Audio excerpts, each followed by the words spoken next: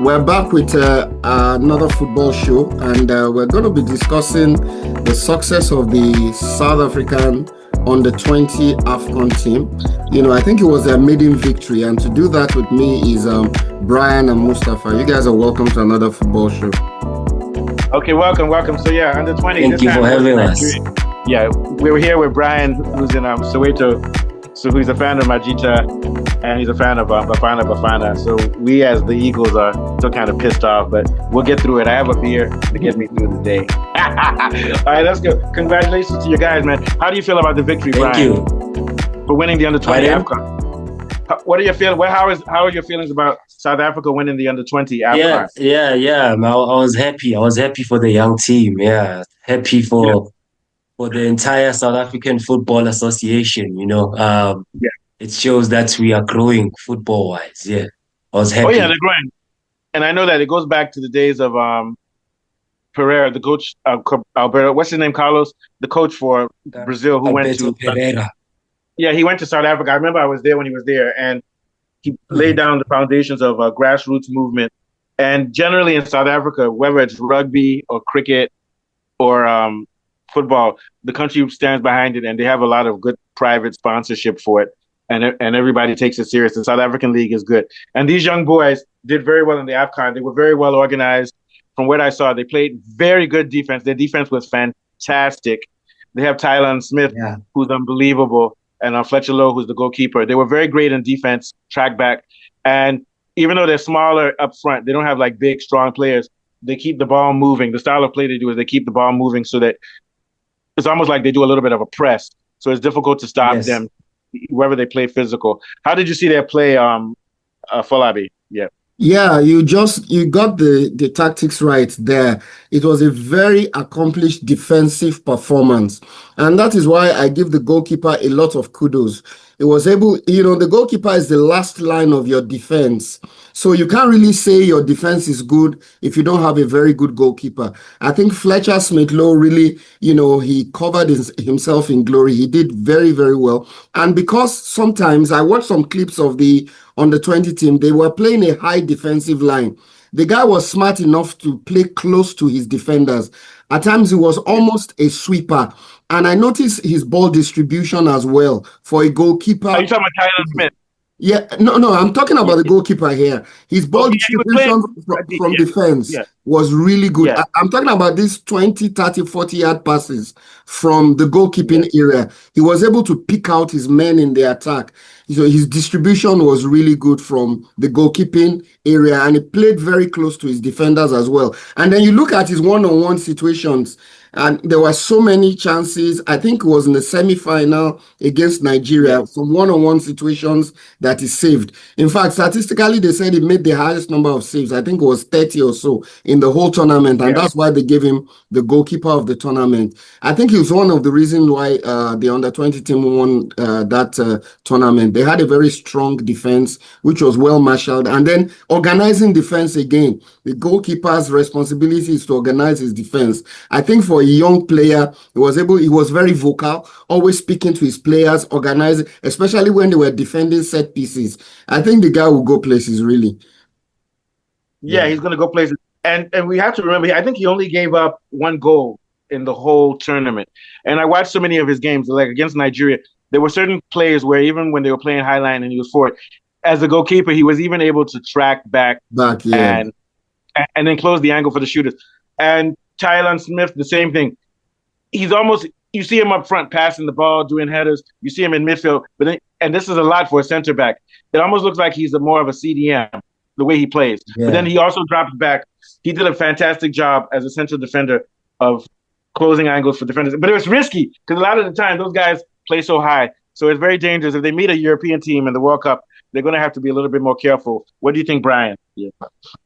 Yeah, that's true. With Tylan Smith, his strengths are at defensive positioning, but his aerial ability allows for him to can go forward and be on the offense as well. I just think you have to be a little bit careful. South Africa in general, because they play high line, but they were able to. If they meet the wrong team, football. Yeah, if they meet a team like Argentina or Brazil, it may be a different story. But yeah, but the guy is very good. And also the Tyler Smith, he's also distribute the ball very well. The whole team is very great with passing. Is this how the senior team plays too? Bafana, Brian. They also play the same style of football. I think it's Bafana. I think the team's commitment to the tactical development and identity at youth level is intended to feed into the senior team. And the hope is that consistent training and tactical discipline from youth to senior level will produce a pipeline of well-rounded, tactically astute players. Yeah, I agree. Let me ask you a question. So Tyron Smith, to me, he's from looking at him, I don't know if he's 18, 19. It seems as if he's a very talented central defender. I see him eventually becoming like a CDM, central defensive midfielder. The question is this: do you think he should stay in South Africa, or do you think he should go to Europe? My personal view is that South Africa is doing well and they can dominate in Africa, but I think they need to start sending some of their players to Europe because that's the best way to prepare for playing other players in different parts of the world. Because in Europe, there's a variety of types of football played, whereas in South Africa, it's one style, and you have to be able to adapt. So South Africa may run into some problems later where they may not be able to adapt at an international level. I'm not saying they would lose, but they may meet teams that have players who played everywhere and also have strong domestic leagues like South Africa. So I think they need to mix it. I think he needs to go to Europe, at least a few of those, because he's very good. And if he goes to Europe, I see him as being able to play in the English Premier or even in the Spanish league if he gets the right coaching and training. What do you think? Or do you think, I know a lot of hardcore South Africans like, no, we don't care about other leagues. Personally, I think continue having a great league, but it's good to have players outside of the country. What do you think? Like Pina, remember Pina? Yeah, Steven Pina. Steven Pina, yeah. And the other guy who played for Ajax, McCarthy, Benny McCarthy, or whatever his name was. Go ahead. What do you think? Tylon, he's a disciplined defender, and if he focuses on his style of staying organized, his calmness, which allows for him to make calculated clearances and maintain defensive shape, he could be a good CDM in the future. And as for playing abroad, I don't know what the future holds for him, but he shows signs of promise, and his defensive attributes are suitable for center backs. He played for Stellenbosch. Yeah, that's true. His defensive attributes are the ones that could make him or give him a strong foundation in positioning him to going abroad. Yeah, but also he's also good because he's tall. He's good in the air. That's why he could even be a wing back. He's still too young to define it, but he could even be a wing back. He's very versatile. He can play several types of positions, or even a midfield. What do you think? With continued development, he should be good. Yeah. What do you think of Falabi about his developmental path, and where do you see him eventually playing? Or he has a lot of potential. Do you think he should go to Europe? And also, what do you think would be his natural position moving forward? Yeah, I think it would be a good idea, like you said, for him to go to Europe because exposure is very important for a young player. You're going to be playing with teams in Europe. Some of them, the football there is fast. Some of them are possession-based. And then you'll be exposed to the technical aspects of the game, positioning and stuff like that. So exposing him will really help to develop his game. And like you rightly mentioned, I saw some clips of him where he could bring the ball out of the back comfortably as a defender. When you have that kind of skill set, people begin to think of you as a center defensive midfielder. He certainly has those attributes. And I think if he has the opportunity to play under a very astute coach who can, develop his skill set, I see him as a future defensive midfielder because his passing is cultured, he's not rash, he's composed under pressure. And he's very neat. He's a very neat player. Yeah, he's a very neat player. And he's also good in the box, either at defending set pieces or attacking set pieces. I think it was one that scored against Nigeria in the semi-final, very good headed goal. So those kind of don't remind me. I'll turn off those kind of things. Those are the kind of skills that a very good European coach can, culture can, develop. So I think staying in South Africa may not really help his development. It will help. Yeah, and his coach is Steve Barker at Stellenbosch. So it's clear that Stellenbosch has very good training. Brian, what is Stellenbosch coming in the league? Are they coming second, third? What are they coming in the league? Yeah, Yeah, they're contending for the second position. I think they yeah. are So, third, if not I'm not going fourth. to down South African football. They have good technical training, but I think just like Brazil has good training. But when you go to Europe, that's where you see all cultures and the melting pot. It's just like hip hop. If you have local hip hop, whether you're from America or South Africa, if you only listen to the people in your area, you don't have the type of flow or thing if you're exposed to all of the different types of sounds. So I think South Africa has good training, but when he goes to Europe, he's going to meet types of players that he's going to also meet when he's playing in international competitions. Now let's go to the goalkeeper. What's his name again? Fletcher Smith-Lowe.